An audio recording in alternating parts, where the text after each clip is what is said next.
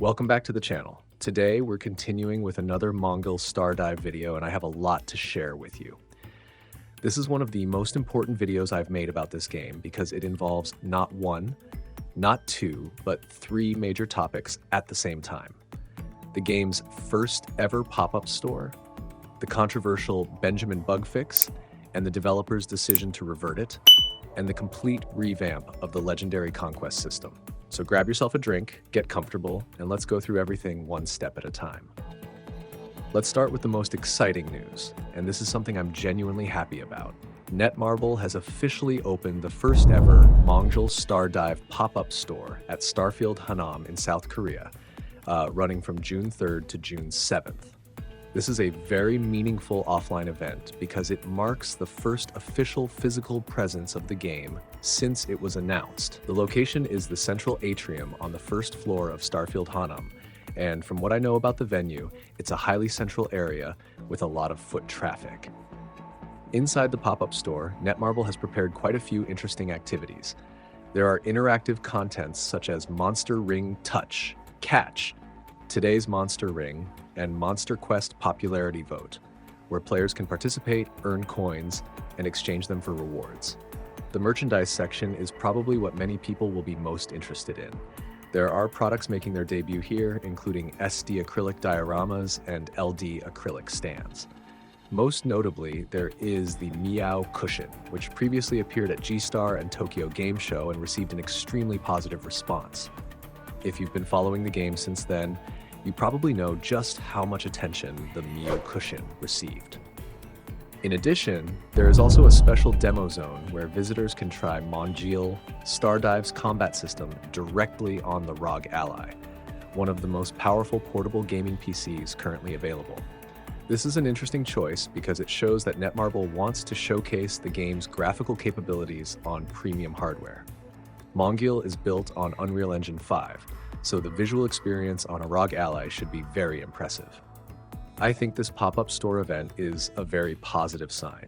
It shows that Netmarble is investing in community building beyond the digital world instead of relying solely on digital marketing.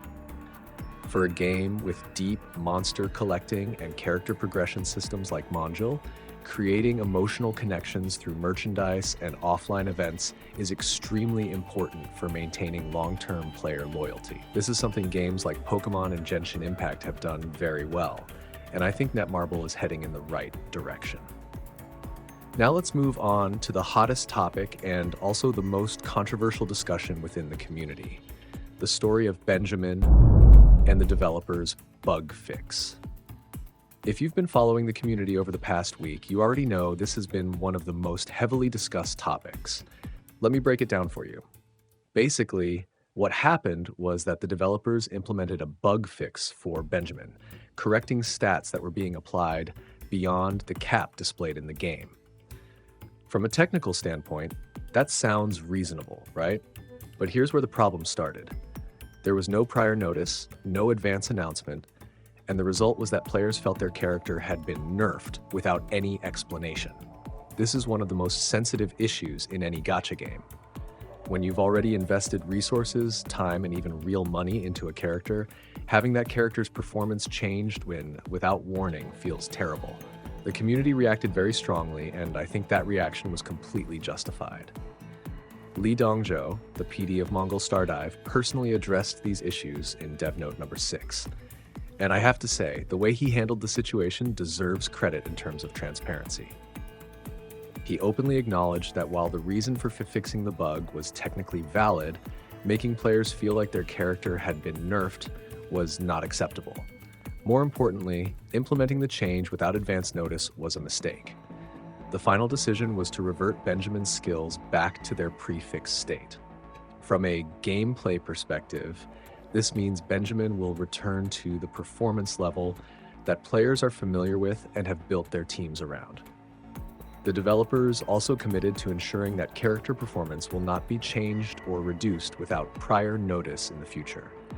They emphasize that collecting and growing characters is a core part of the MONGIL experience and will be seriously protected. From a technical standpoint, this revert requires a separate build update, which is expected to be released sometime this week. This is important information if you've been waiting to resume farming with Benjamin. Now let's move on to my analysis of the Benjamin situation. Looking at this from the perspective of someone who has played gacha games for many years, this is a classic conflict between balance integrity and player trust. From a technical standpoint, the developers were completely justified in wanting to fix a stat that was exceeding its intended cap. But from a game design and community management standpoint, the execution was wrong. The lesson here is very clear. In a gacha game, any change that affects the performance of an already deployed character needs a clear communication roadmap, a reasonable notice period, and ideally some form of compensation for affected players.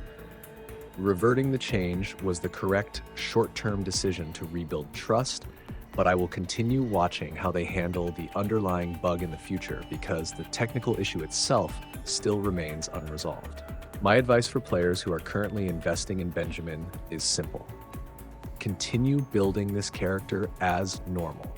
After the revert, Benjamin's performance will return to what it was before. And with the developer's commitment that any future changes will be announced in advance, you have a solid foundation for continuing your investment. The third topic that I want to analyze in depth is the Legendary Conquest Revamp.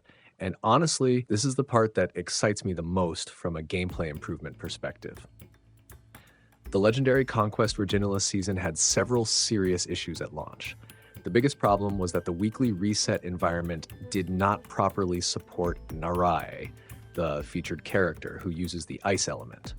Even worse, when the season launched, the featured character's element was mistakenly registered as a resistance element. In other words, the character you had just pulled and were actively investing in was placed at a disadvantage in the very content that launched alongside her banner. That is a significant game design mistake. The new patch will adjust the weekly reset system so that the featured character's element always receives benefits throughout the entire featured period. Looking at the provided schedule, June 1st to June 7th, Ice, Earth, and Lightning. June 8th to June 14th, Ice, Fire, and Earth. June 15th to June 21st, Ice, Wind, and Lightning, which coincides with the start of the Nagi banner. June 22nd to June 28th, Wind, Earth, and Fire.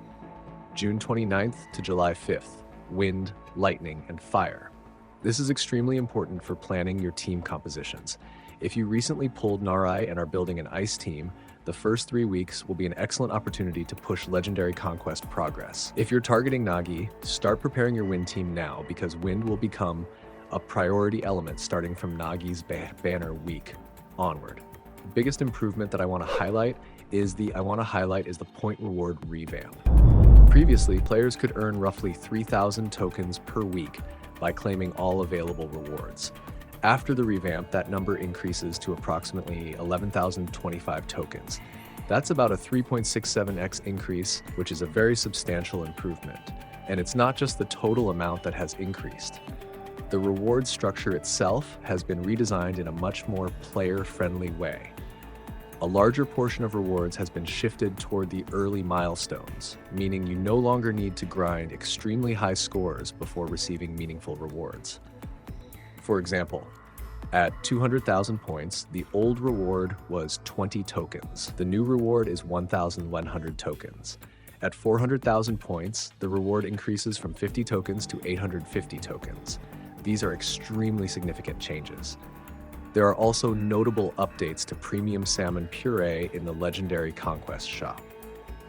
2 new products are being added: X10 bundle for 750 coins, X20 bundle for 1,000 coins.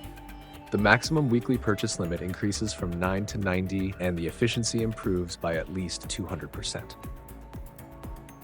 If you're farming premium salmon puree for Monsterling combining, this is fantastic news. However, there is one important detail to remember. The current X3 bundle for 500 coins will only be available until June 8th at 00 UTC. If you want to purchase that bundle, make sure to do so before the deadline. In addition, to support players during the Legendary Conquest preseason and those who are still finishing Benjamin progression, the developers are distributing an additional 3,000 keys and 3,000 Legendary Conquest tokens through in-game mail along with a 2x Path Rewards bonus time event running from June 2nd to June 7th. This is fairly generous compensation, and I appreciate that the developers chose to provide concrete support rather than offering only a general apology. My final advice for all players is straightforward. Continue building your characters as normal, follow the element schedule to optimize your Legendary Conquest runs, claim your mail rewards before July 7th, and don't forget to purchase the Salmon Puree Ike 3 bundle before June 8th if you're interested. MONGIL. Stardive is still in its early stages, and what I've seen so far is a development team that is genuinely trying to build a good game and is willing to acknowledge mistakes when they happen. That's a positive sign for the game's long-term future. Thank you for watching all the way to the end of the video. If you found this content helpful, please like and subscribe so you don't miss future MONGIL Stardive updates. I'll continue following and analyzing everything happening in the game. See you all in the next video.